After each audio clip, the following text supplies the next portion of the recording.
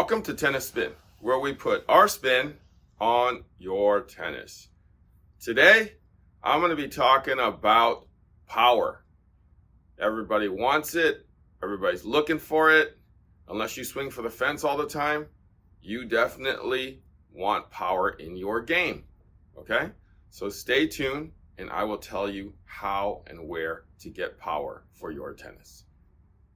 So guys, we've come a long way in technology. When I was a little kid, I played with this, a wooden racket. How much power do you think that gives you? Pretty much not a whole lot, if any, right? You got a small little head. You got a solid state grip into the handle. This is solid. So this is essentially where you're going to get your power from, right? It is solid around here through the hoop, right? But it is made out of wood. The only way you can get power from this racket is to swing hard, right? And maybe string the racket at a loose tension, like John McEnroe. So if you think about it, everybody used to go into the pro shop with this wooden racket and say, string it up at 80 pounds. Nah, just kidding. At least 70 or 60, right? You never hear anybody say, oh, do it at 40 pounds, right? Well, John McEnroe was the first one that said, hey, string it loose, right? What, 37, 38, 41? He figured out that in order to maximize his serve and volley game, right, using the loose strings to catapult the ball back gave him power, right? Loose strings equal power. I keep telling people that. People still walk in here saying, hey, I want this at 70 pounds. I want it at 69 pounds, right? That's not going to give you power. That's going to give you a stiff board. That's going to give you zero power. So loose strings equal power. So down with the 2x4, in with modern day. So in modern days, your wooden racket would kind of essentially be something like a pro staff, right? It's heavy, it's not a solid state, but it's got the characteristics of a wooden racket. But even if you compare it to a wooden racket today, this is like head and shoulders above what a wooden racket would have been, because it's definitely lighter. It's a stiffer material. It's a bigger head. So all those combined will give you power. Because look at the difference in the head. Look at that, right? The bigger head gives you power. The material gives you power, right? You got carbon graphite versus wood. Look at that. Oh, look at that tapered beam. I forgot wooden rackets had tapered beams. So it's wide in the grip, thins out in the throat for flex, wides out here for stability, and then thins out there for a head speed. Man, I forgot about all this stuff. Jesus, I thought it was like a solid beam, but it's a tapered beam. Sorry, I got distracted there. But yeah, graphite technology, bigger head, lighter racket, stiffer frame. So this is probably one of the softest rackets on the market today, yet it's 10 times stiffer than a wooden racket. So automatic power right there from material, head size, and weight of the racket, okay? But that is actually one of the least stiffest rackets out there, right? If you move on to some of the bazookas we have out here, look at that puppy, 115 square inches, thick beam. Look at this beam. It gets up to 29 millimeters out here. So thick, right? What does thickness do? That gives you stiffness in the hoop. Stiffness equals to what, guys? Power. So when it's thick here, it doesn't flex, right?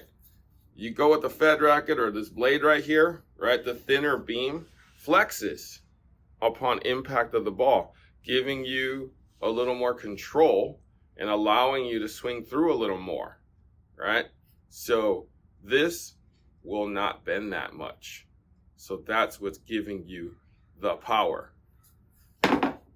Also the head size, right? The bigger the head, think about a trampoline. The big trampoline is going to catapult you higher.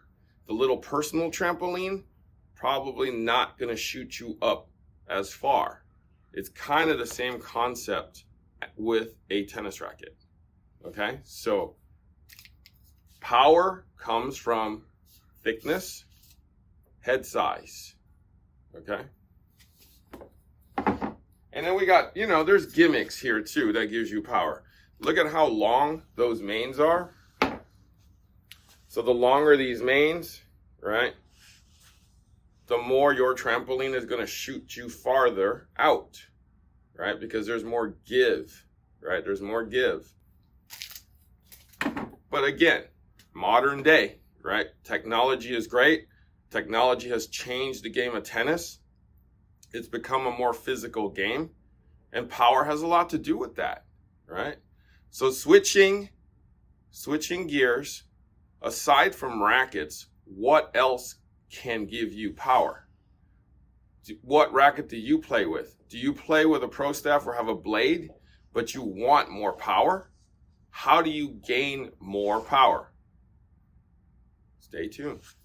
Another way to gain power from your existing racket is strings. Get a more powerful string, string it a little looser, right? The string that will give you the most power that I feel is going to be gut. So you can go full bed of natural gut, or for the most punch for your value, put the gut on the mains and then put something else on the cross, whether it be a synthetic or a polyester. If you put this on the main, it will automatically give you power. If you live in a tropical climate, I get that you shouldn't be using gut. So in that case, try this Tectofiber Triax. It plays like gut, it's nice and soft, and it catapults the ball with great power. So either full bed of this or put it on the main, and you will automatically gain a little bit of power.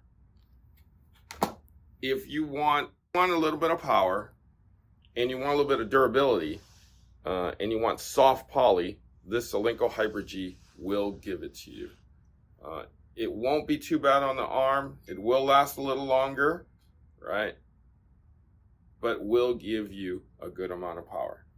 Now, if you want the ultimate power in a polyester, try this Hybrid G in an 18 gauge. So the thinner the string, especially in a poly like this, the more power you're gonna get. I believe they make this string in a 19 gauge too. So that's super thin. So the thinner that is, the more livelier that string will be. And that is going to definitely catapult the ball with power and spin. For those of you who play with like RPM, right? Play with the RPM in an 18 gauge. That'll definitely give you power, right? So where do we get power from? Well, we can definitely get power from a racket, right? By getting a bigger, thicker, stiffer racket. So the thickness causes the stiffness. The bigger causes more of a catapulting effect. So that's one way to get power, is get a bigger racket, bigger, thicker racket. The other way is through strings. You get a livelier string that's like a natural gut feel, or a thinner string from the polyester. Now, if you just want a little bit of power from your existing racket, the next time you bring it in for stringing, drop the tension 5 pounds, and you will gain power from that. That will be a little bit of power versus obviously getting a big racket or changing to thinner polyesters or a natural gut. But if that's all you need, just drop it 5 pounds. So that's how you gain power in tennis. Let me know if you have any other ideas of power. Thank you for watching Tennis Spin, where we put our spin on your tennis.